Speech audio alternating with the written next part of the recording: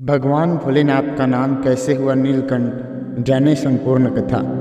एक बार दुर्वासा ऋषि अपने शिष्यों के साथ शिव जी के दर्शन के लिए जा रहे थे। मार्ग में उन्हें देवराज इंद्र मिले। इंद्र ने दुर्वासा ऋषि और उनके शिष्यों को विनम्रतापूर्वक प्रणाम किया। तब दुर्वासा ने इंद्र को आशीर्वाद देकर भगवान विष्णु का परिजात पुष्प प्रदान किया।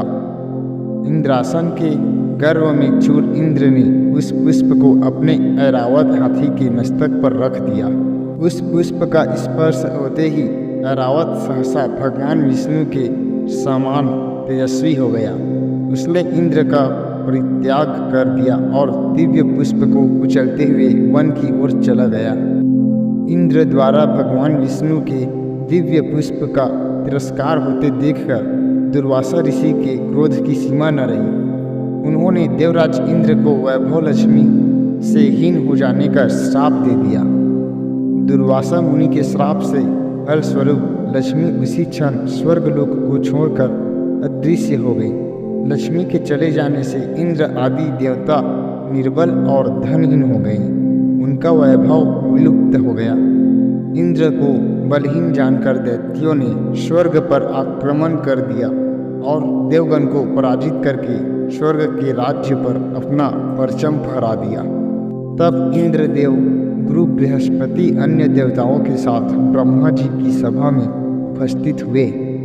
तब ब्रह्मा जी बोले, देवेंद्र, भगवान विष्णु के भोग रूपी फूल का अपमान करने के कारण रुष्ट होकर भगवती लक्ष्मी तुम्हारे पास से चली गई हैं। उन्हें पुनः प्रसन्न करने के लिए तुम भगवान नारायण की कृपा दृष्टि प्राप्त करो। उनके आशीर्वाद से तुम्हें खोया वैभव पुनः मिल जाएगा। इस प्रकार ब्रह्मा जी ने इंद्र को आश्वासन दिया और उन्हें लेकर भगवान विष्णु की शरण में पहुँचे। वहाँ भगवान विष्णु भगवती लक्ष्मी के साथ विराजमान थे। देवगण भगवान विष्णु की स्तुति करते हुए बोले, भगवान, आपके चरणों में हमारा बारंबार प्रणाम। भगवान, हम सब जिस उद्देश्य से आपकी शरण में आए हैं, कृपा करके आप उसे पूरा कीजिए। दुर्वासा ऋषि के श्राप के कारण माता लक्ष्मी हमसे रूठ गई हैं और दैत्यों ने हमें पराजित कर स्वर्ग पर अधिकार कर लिया है। अब हम आपकी शरण में हैं, हमारी रक्षा कीजिए। भगवान विष्णु त्रिकालदर्शी थे। वे पल भर में ही देवताओं के मन की बात जान गए। तब वे देवगण से अपने वैभव लौटाने के लिए दानवों से दोस्ती कर उनके साथ मिलकर समुद्र मंथन करने को बोले। उन्होंने समुद्र की गहराइयों में छिपे अमृत के कलश और मणि रत्नों के बारे में बताया कि उसे पाने से वे सभी फिर से वैभवशाली हो जाएंगे। भगवान विष्णु के कहे अनुसार इंद्र सहित सभी देवता दैत्यराज बलि के पास संधि का प्रस्ताव लेकर गए और उन्हें अमृत के बारे में बताकर समुद्र मंथन के लिए तैयार कर लिया। समुद्र मंथन के लिए समुद्र में मंदराचल को स्थापित कर वासुकी नाग को रस्सी बनाया गया। तत्पश्चात दोनों पक्ष अमृत प्राप्ति के लिए समुद्र मंथन करने लगे। अमृत पाने की इच्छा से सभी बड़े जोश और वेग से मंथन कर रहे थे। सहसा तभी समुद्र में से कालकूट नामक भयंकर विष निकला।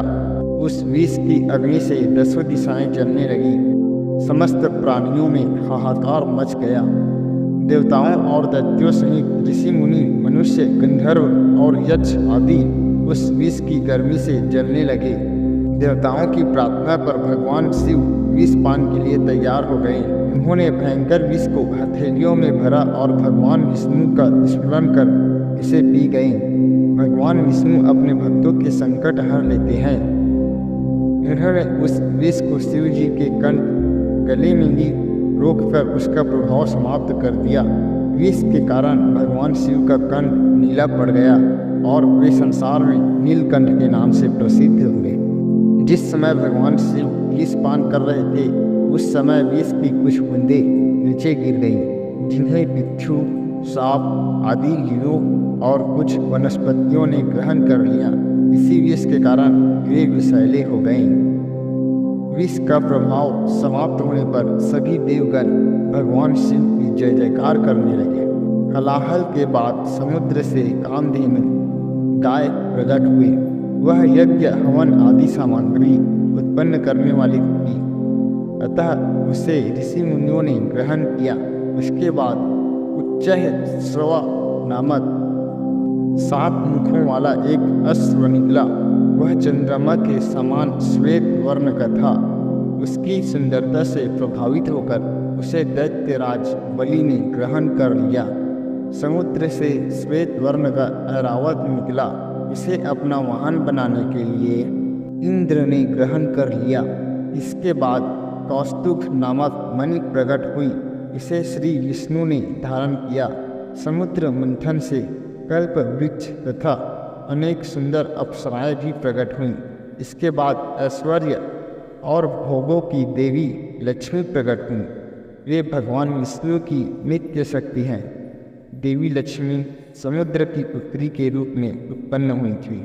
उन्होंने प्रकट होते ही भगवान विष्णु को वरमाला डालकर पति रूप में स्वीकार कर लिया।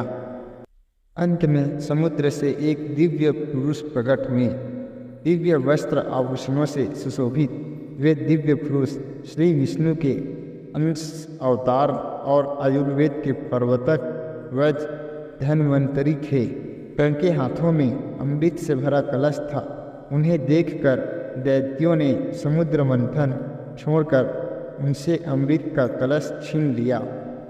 तब भगवान विष्णु ने मोहिनी अवतार धारण करके देवताओं को अमृत पान करवाया।